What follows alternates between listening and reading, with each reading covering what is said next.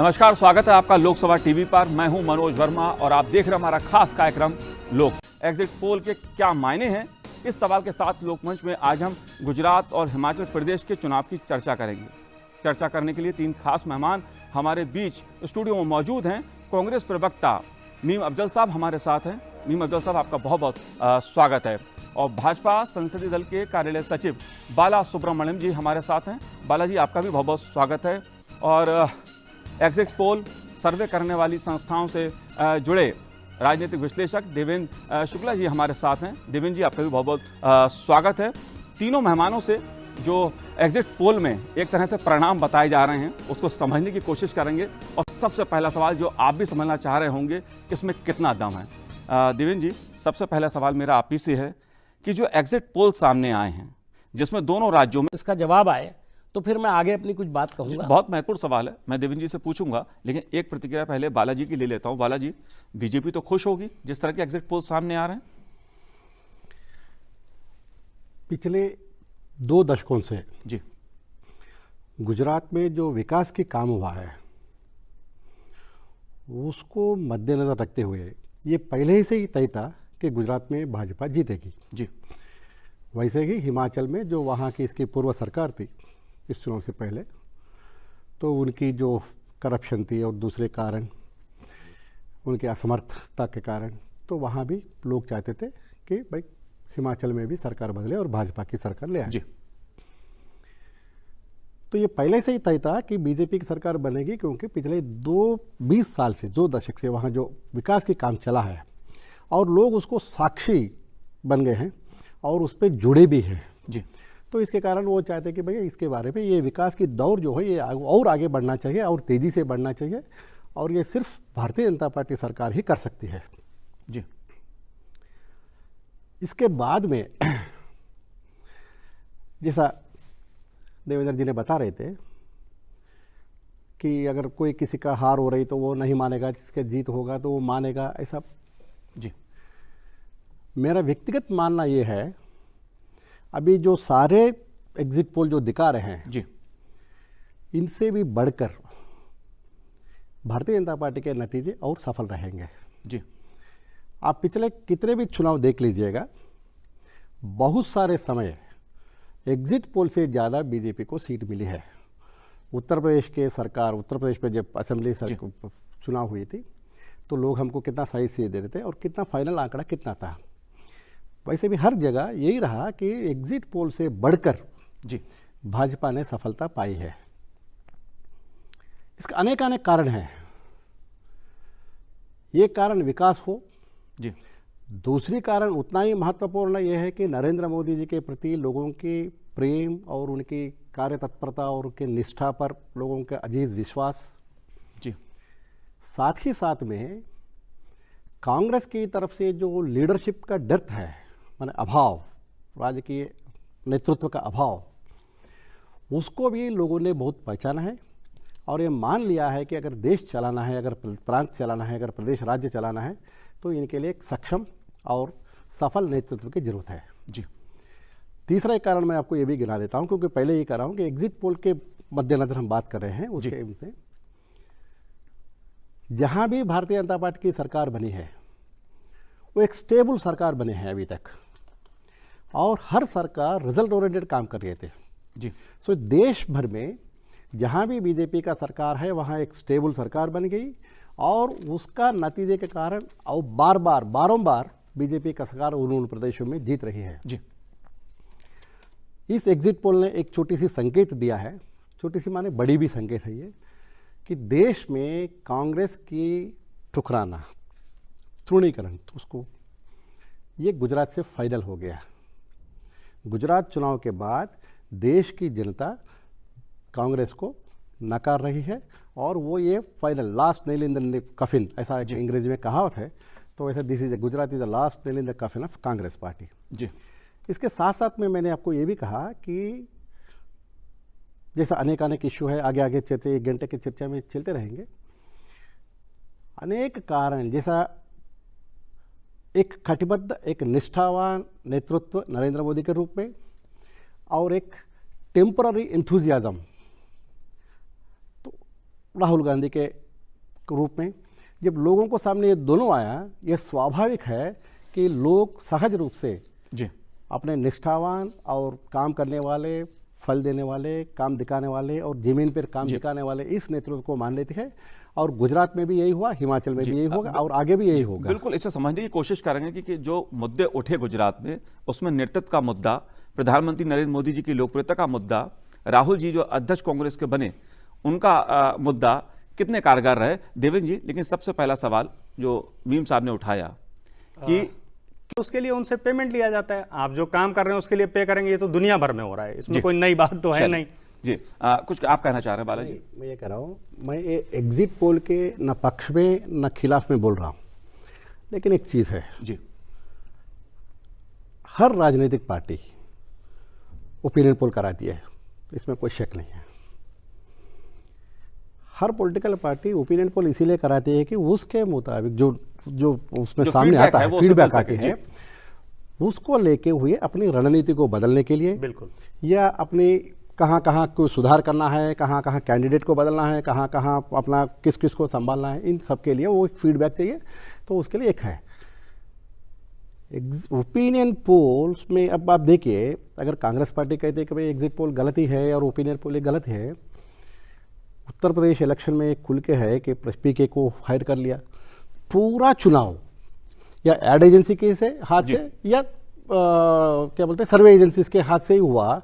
Political interference बहुत कम हो गया। तो उत्तर प्रदेश में पिछली बार जब 7-8 महीने भी नहीं हुआ है उनका जो, तो चुनाव कौन लड़े थे वहाँ पर? राहुल गांधी लड़ा था या पीके लड़ा था? प्रशांत किशोर ने लड़ा था जी। तो एग्जिट पोल, ओपिनियन पोल ये गलत है। मैं ये भी नहीं कह रहा हूँ कि वो एक करती है, और इसमें अगर कोई कहता है कि मैं नहीं कराता हूँ या मैं इसके ऊपर बिलीव नहीं करता हूँ तो वो अलग बात है। लेकिन हर पॉलिटिकल पार्टी इसका ओपिनियन पोल कराती है। जी मीम साहब, देखने को ये आया है कि अब इसके पीछे क्या रीज़न हो सकता है भाई वो बहुत पॉपुलर आदमी हो और बड़ा ज़बरदस्त उनका हो, और जैसा कि आप फरमा रहे हैं बालाजी कि भारतीय जनता पार्टी अपनी 22 साल की परफॉर्मेंस को लेकर के आगे बढ़ रही थी, वहाँ डेवलपमेंट हुआ ज़बरदस्त। अगर डेवलपमेंट इतना ज़बरदस्त हुआ तो प्रधानमंत्री अपने आखिरी दिनों में अचानक उत्तर प्रदेश में भी और अब गुजरात में भी, उत्तर प्रदेश में उनकी सरकार नहीं थी जी, गुजरात में थी, तो दूसरे मुद्दों पर क्यों आ गए, मैं उनका तफसीली जिक्र है। ये लोकसभा टीवी है, यहाँ पर हम लोग लड़ने के लिए नहीं बैठे हैं, बहुत से चैनल्स पर ऐसा होता है। यहाँ एक इंटेलेक्चुअल अंदाज में आप लोग बातचीत करते हैं, तो क्यों उन्हें उन मुद्दों को उठाना पड़ा जी, जो सीधे सीधे पोलराइजेशन के मुद्दे थे। यहाँ तक के प्रधानमंत्री, जो एक कॉन्स्टिट्यूशनल देश की सबसे बड़ी पोजीशन है, president of India vice president के बाद, वो अपने ही एक प्रेडिसेसर के बारे में ये कह रहे हैं कि एक लीडर के घर पर अगर पाकिस्तान के फॉर्मर फॉरेन मिनिस्टर से उनकी मीटिंग हुई है, मीटिंग नहीं हुई, खाना था वो, और वो अकेला नहीं था, 2-4 लोग नहीं थे वहाँ पर, वहाँ 30-40 लोग थे जी, और उसके अंदर vice president of India farmer और फॉर्मर सेना अध्यक्ष बैठे हुए थे। उनका जिक्र करके उस पर सवाल उठाना और ये तासुर देना कि ये लोग बैठ कर के गुजरात का चुनाव हरवा करके अहमद पटेल को चीफ मिनिस्टर बनाने की कोई साजिश कर रहे थे, जी, तो मैं ये समझता हूँ कि ये पूरे चुनाव की प्रक्रिया को एक दूसरी डायरेक्शन में ले जाने की कोशिश है। बालाजी कह रहा है कि नहीं, हम डेवलपमेंट की बात कर रहे हैं, हमारा वहाँ काम इतना अच्छा था कि किसी और चीज़ की ज़रूरत ही नहीं थी। जी, तो प्रधानमंत्री अगर इतने बड़े, दूसरे एक सवाल उन्होंने उठाया कि कांग्रेस के पास जो है नेतृत्व नहीं है, लीडरशिप नहीं है। आपकी बात मान ली मैंने। एक राहुल गांधी के लिए प्रधानमंत्री 33 मीटिंग करते हैं और अमित शाह जी 34 या 35 मीटिंग करते हैं। पार्टीज भी सर्वे जी, कराती हैं। बालाजी, इस चुनाव में जैसा मैं कह रहा हूँ अनेक मुद्दे सामने आए थे, प्रखर रूप से, प्रमुख रूप से। उसमें ये था कि सबसे पहले कांग्रेस पार्टी एक और उनका नेता 2, जी, इन दोनों के प्रति लोगों में कोई विश्वास नहीं रहा। जी, ये स्पष्ट रूप से सामने आया। अगर मान के चलिए आप में सच में इतना ताकत है तो दिखना चाहिए ना, जमीन पे दिखना चाहिए। आपके पक्ष में 10 लोग खड़ा होना चाहिए, 20 सीट आपको मिलना चाहिए। लेकिन आप पिछले साल कितने थे उससे भी नीचे जा रहे हैं और भारतीय जनता पार्टी और ऊपर जा रही है। नंबर 1। 2, दूसरा, कांग्रेस पार्टी का जो खेल था वो लोगों के सामने बहुत स्पष्ट रूप से आ गया। गुजरात के लोगों ने इस बार बड़ी स्पष्ट रूप से कास्टिज्म को, जातिवाद को ठुकरा दिया जी। और जातिवाद के नाम पर जो ल्यूरिंग हम अंग्रेजी में कहते हैं कि भाई हम आपको लड्डू खिलाएंगे, हम आपको बर्फी खिलाएंगे, ये देंगे वो देंगे, वो एग्जैक्ट शब्द क्या है कि हम आपको रिजर्वेशन दे देंगे, हाँ ये करेंगे। इस ल्यूरिंग को, इस प्रकार के प्रलोभ को लोगों ने कहा कि भैया ये नाटकबाजी बंद करो जी। तीसरा, एक तरफ अभी कहते हैं ना कि बाहर इशू बाहर क्यों गए, विकास के आदेश से बाहर गए। जब आप एक एंटी नेशनल निज़ामी को श्रीनगर से ले आके गुजरात में घुमाते हैं और इतना अपशब्दों का प्रयोग करते हैं कि तुम्हारा बाप कौन है, तुम्हारा माँ कौन है, बोलना मेरे लिए उचित नहीं है क्योंकि नरेंद्र मोदी जी मेरा आदरणीय नेता है, तो क्या हम चुप सहन लें इसको? आप हमारे ऊपर मारते जाइए और हम उसको सहते जाएं। जब हमने उल्टा सवाल किया आप तो एकदम भिड़ गए, मूड खराब हो गया। भाई राम मंदिर इश्यू को हमने थोड़ी उठाया, आपने सुप्रीम कोर्ट क्यों गया कि भाई चुनाव के बाद में इसको लड़ो, इसको सुनवाई हो? कांग्रेस पार्टी नहीं गई जी। हाँ, कांग्रेस पार्टी नहीं तो कपिल सिब्बल होगा, या कपिल सिब्बल होगा तो कांग्रेस पार्टी होगा, जो भी है सो प्रोफेशनल लॉयर भी है, एक सेकंड मत भूलिए। अरुण जेटली भी हैं, अरुण जेटली भी प्रोफेशनल लॉयर रहे हैं, लेकिन अरुण जेटली तो इसमें है नहीं। अरे एक सेकंड, दूसरा मैं ये कह रहा था जो बीजेपी के खिलाफ होते थे। एक सेकंड 2019 जब पूरे देश ये जान ये चाहती है कि भाई जितना जल्दी चाहे उतना अयोध्या मंदिर का इश्यू का सुलझ जाए जी, और वहाँ जो भी कोर्ट का फैसला मानने के लिए दोनों पक्ष तैयार है, तो आपने बीच में घुस के गुजरात चुनाव के साथ या सार्वजनिक चुनाव के साथ आपने ये कह दिया कि भैया इसकी सुनवाई टाल दो जी, क्या जरूरत थी? अच्छा हो गया कि सुप्रीम कोर्ट ने आपकी बात नहीं मानी। एक तो आप निज़ामी को ले आते हैं, दूसरा राम जन्मभूमि इश्यू को इसमें घसीटते हैं, तीसरा शायद सच्चे दिल से गए या कुछ और किया, कोई पता नहीं क्या, मंदिर घूमना शुरू कर दिया। ठीक है, मंदिर घूमना आपका मर्जी है। मुस्लिम इम्पीचमेंट बुरा लग रहा है उसमें? नहीं, हमें कोई बुरा नहीं लग रहा है। मैं इसीलिए कहा ना, आप तारीफ करना चाहिए उनकी, लेकिन उसका पॉलिटिकल माइलेज के लिए पॉलिटिकल माइलेज तो आप लेते रहे हैं हमेशा, आप तो आज पावर में उसी वजह से मुद्दे को वहां से हटाने का प्रयत्न बाज़ाब्ता कांग्रेस पार्टी की तरफ से हुई, और हमने जो प्रतिक्रिया हुआ, हमने जो स्पंदन उसके ऊपर रेस्पॉन्स दिए थे, उस दोनों को लोग बड़ी नज़र से, बड़ी सुनिश्चित दृष्टि से देख रहे थे और अपने निर्णय फाइनली वो अपना 9 तारीख और 14 तारीख दे दिया और 18 तारीख उसका नतीजा सामने है। मुद्दों को गुमराह करने में कास्टिज्म का कार्ड आपने प्ले किया, कम्युनलिज्म का कार्ड आपने प्ले किया, गाली गलौज कर दिया, अपशब्द के बारे में कहा, देश के प्रधानमंत्री के बारे में कह दिया। आप कह रहे थे कि भैया जो कहते जो एक बैठक हुई पाकिस्तान हाई कमिश्नर के साथ, आज भी ये बता दे कोई ना कोई नेता, रिस्पॉन्सिबल नेता, कि बैठक हुआ क्यों, आपने इसको छुपा क्यों रखा है, इसको रहस्य क्यों बनाया, इसके अंदर बातचीत क्या हुई, उसका मिनट्स क्या है, एक्सटर्नल अफेयर्स मिनिस्ट्री को आपने क्यों नहीं बताया? ये बताना मैंडेटरी है जी, अगर ऐसी स्थिति पर। अच्छा, जो देश के माजी माने एक्स उपराष्ट्रपति है उसमें जा रहा है, बालाजी को पता नहीं है प्रोटोकॉल क्या चीज होती है। आपको मैं बता दूं बालाजी कि मैं एम्बेसडर रहा हूं कई देशों में, अभी आपको बताऊंगा प्रोटोकॉल क्या होता है।